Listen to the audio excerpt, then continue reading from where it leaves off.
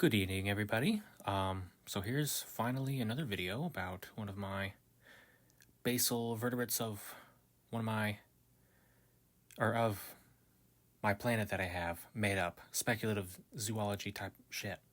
So here's the basal lineage vertebrate that I have here. So it's very roughly lizard-like animal, but it's pretty xenacanthiform-like with its head, because these aliens that I have made up are very especially with the eyes, very cat shark like. So I just thought that was very interesting because you look at those and they're very lizard like. So I thought they would be something cool to incorporate into something that's going to eventually diversify. So with the number of fingers, these are very Chondrichthian-like aliens. So they have a lot of bones in the fins, and then once that became more derived with the land type of locomotion, they ended up having 7 finger-like digits instead of 5. And you do also see the same thing with like ichthyostega and stuff like that. Pretty interesting. With the leg, it's a pretty neutral position since even right now you can look at like newts and they have like a very interesting position for their legs. Like you'll look at them and it's like they're facing the same direction as the arms. It's pretty interesting, but you know, it's a very basal lineage. But yeah, and so the tail is also similar to like that of like a very uniform and unassuming lizard type of body shape, just so it makes room for a lot of deviation within lineages and stuff like that. So you'll see something similar with like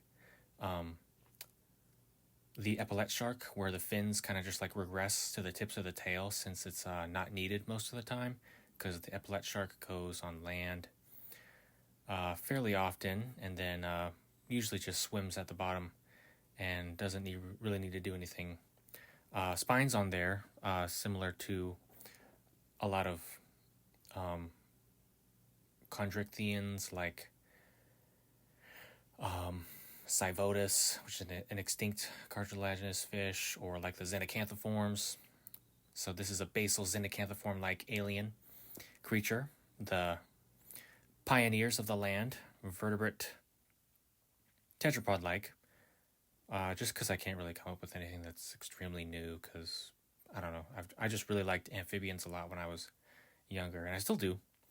Here's a close-up. So just getting some very, very rough sketches over here just on how this face would look like if it was open. So it has the modified nostril and the quote-unquote nose bone protrusion in the front, which kind of gives it the illusion of like having a, what's the word? External nose, or like a protruding nose, even though it's actually bone. Just similar to like cartilaginous fish. So with the teeth, very numerous and all very nondescript and pretty non-derived. So, and there's going to be a lot, because you'll look at like ancient temnospondyls, they also have like a lot of teeth and sometimes multiple layers, just similarly to sharks as well. You'll see that a lot of sharks usually have layers that usually get replaced over and over again. And this is a similar concept, because the things that I have here are kind of like a mix between xenacanthiforms and early temnospondyls, or early temnospondyle, what are they called? Temnospondyle forms? No. Tetrapodomorphs, I think. Yeah, those are where they're technically fish, but you know, they're the indirect ancestors of the first amphibians. But yeah, the spine, so yeah, that was derived from there. The ancestors used to be in that position, but then it moved more towards the neck and got a little bit more smaller so that it can move the neck easier and the head. Let me try the skull real quick. So nostrils there, the eyeball, very pretty short face as for right now. And then just, I didn't know how many holes I wanted to do as for like the nasal cavity, eye cavity versus the ear. So I just did the basic 1, 2, 3. I don't know. There's a lot of things that might change. So there you go. And then there's the semi-fused mandibles on the top. So it's like basically adapting to have more strength within the, what's it called? Cranium and the bone calcified mandibles. So it uses that in order to not have it shake so much when trying to catch something. So it's adapting to more of like a quote-unquote tougher or a more rigid terrestrial lifestyle. More changes to come with this lineage. So that's the basic of it. And so it is pretty shark/amphibian-like right now. So definitely some potential here. Yeah, and so like a little bit of like a very thick edge of the mandible at the front. Adaptation for stability. Yeah, so got a very rough thing right there. So, oh yeah, so the bone structure. I think what I drew was just the two for a basic concept of what the oh, I forgot to draw the wrist bones. Whoops. I just straight up went towards the digits. Okay. Whoopsie. But yeah, they got a lot of tiny bones in there, and then it adapted for terrestrial life the same way as the Earth's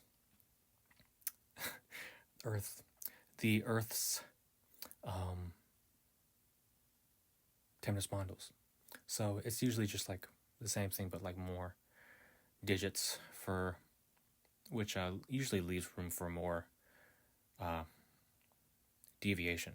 So quick sketch of the supposed origins of the humerus and the radius and ulna, which would be the second row, those two bones, which are believed to be the radius and ulna in our arms way back when. So this is like a quick sketch of like a lungfish bone. So just so I could understand the idea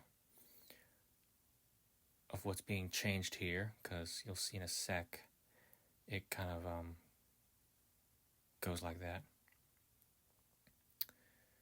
Like a big triangle or something like that. Yeah, roughly like that. So, and you look at the temnospondyls on our Earth, and it's like pretty similar because they got the bone, the low finned, so it's the bones that are in all around the fin instead of like a ray finned fish. So, yeah. So it's a lot of convergent stuff because I'm not creative enough to know how sharks or anything shark-like would have done it, so I keep copying something. So maybe I'll come up with something later. I don't know. There's like, if you know me, I'm hella indecisive, so more to come. But second layer, here's a more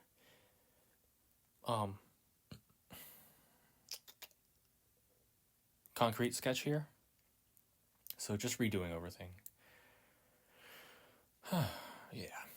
Very cool looking eyes for the cat sharks. Look that up if you can, because it's I like it. It's very cool. It's a very cool animal. So obviously they have a modified skull to be a bit longer, just because it works better with catching things. So it's convergent with like basal amniotes or amphibians and stuff like that. So then redo the arms here, just lines for indication of like skin. Yeah. So yeah, this is all just redoing the stuff, fingers and stuff like that. And I forgot, because this is supposed to be kind of like a dragon-like animals that I have on my planet, but I keep forgetting to draw the second set of arms for some reason, and I keep doing this every time I always draw something.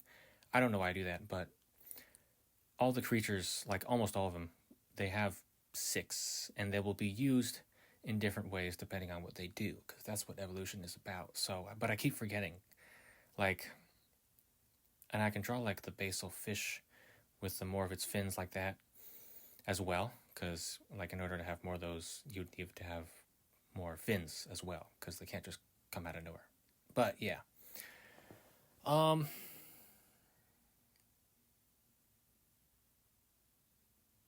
yeah, I'll get more of that with especially with the Kojigira, the people-like residents of the planet. Um, what's the planet called? What did I say? It's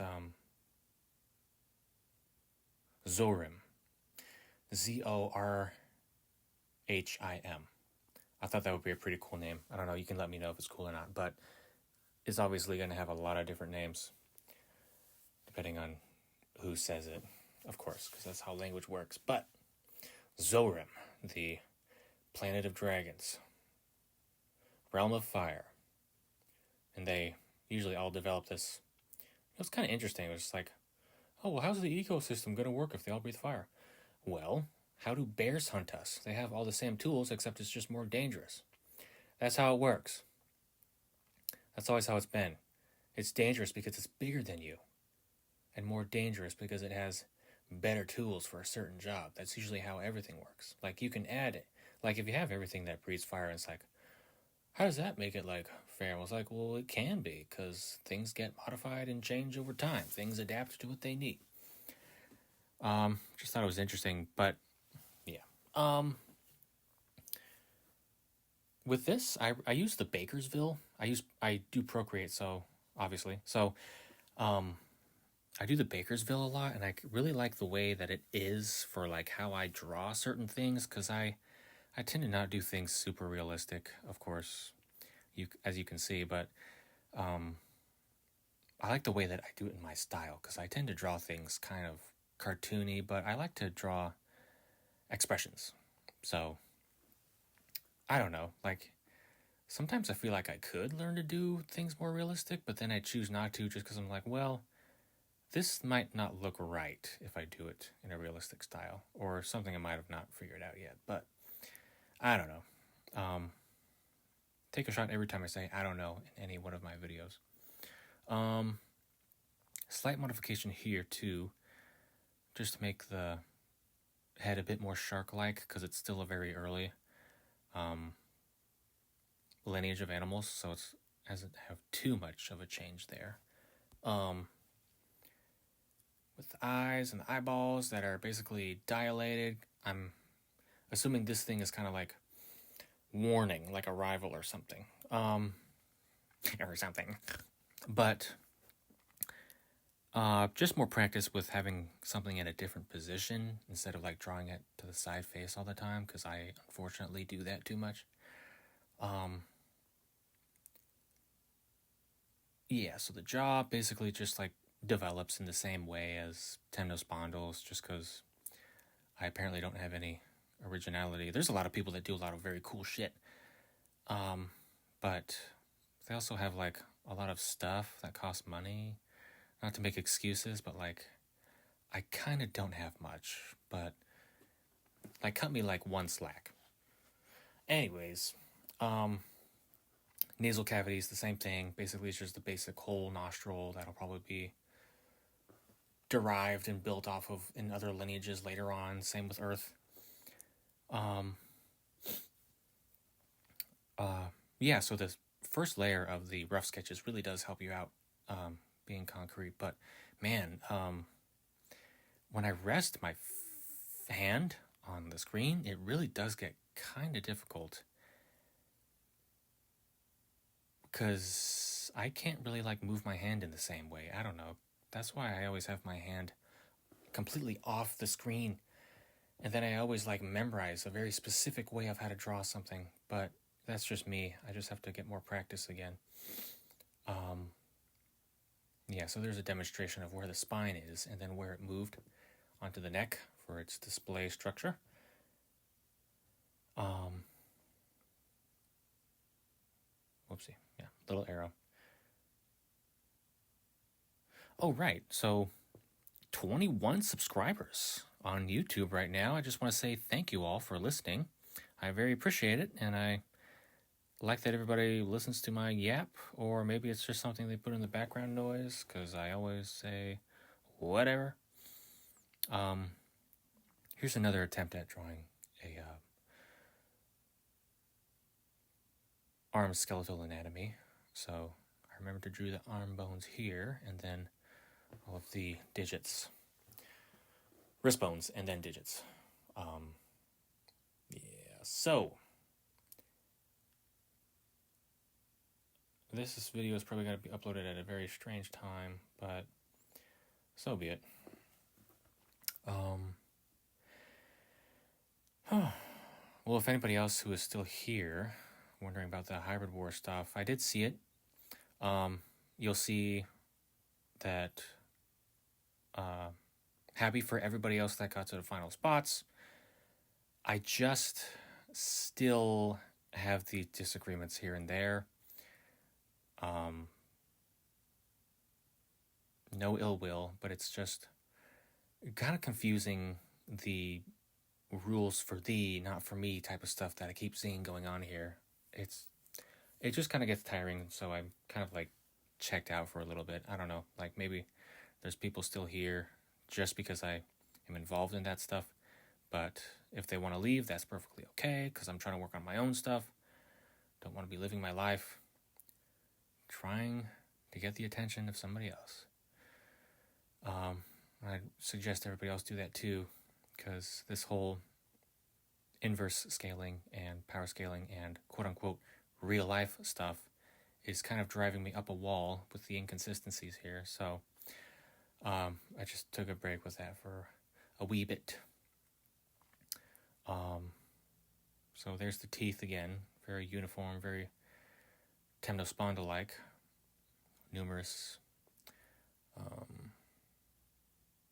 I have a little bit of an indication of like a snout on this drawing here, because it's basically how I notice how sharks basically, like, their babies are called pups, and they have like their flesh looks so similar to like cetaceans that it's kind of weird. And I thought they were like made out of the same thing, but it's like, because you look at a rayfin fish and it's like you can tell it's a fish, but then you look at a shark and what they're made out of, and then they have like the nose shape, and then they have like the very fleshy mouth, and it's really interesting. Like they're both still fish, but it's just really something interesting to think about. But yeah, I don't know. It's like a convergent trait thing. It's giant coincidence, but it's interesting. Like, because I look at so many specific traits all the time from different artists, and speculations into how many traits one thing might have based on things that we have evidence of. So it's all very interesting. Yeah, so still congratulations to all the finalists, but it's just, I kind of like, with one of them, it has like a fucking conch or whatever in their genome, which is like a very simple gastropod, and for some reason that works, even though Goji Center themselves in their Hall of Shame video says that it apparently doesn't work well if you do that, but now you apparently can do it, even though I didn't have any invertebrates in my hybrid, and my hybrid was like really similar to one of the finalists. But I'm not saying that it's better, but it's just mine had like so much, I don't know, like maybe that was like complicated. Oh, whoops. I did it again. Okay. Have a good day, guys. I didn't realize I did that. Okay. Black screen. I was looking away from the screen. I hope you all have a good day, and if you make it this far, which probably most of you don't, but I wouldn't blame you. I hope you have a good day.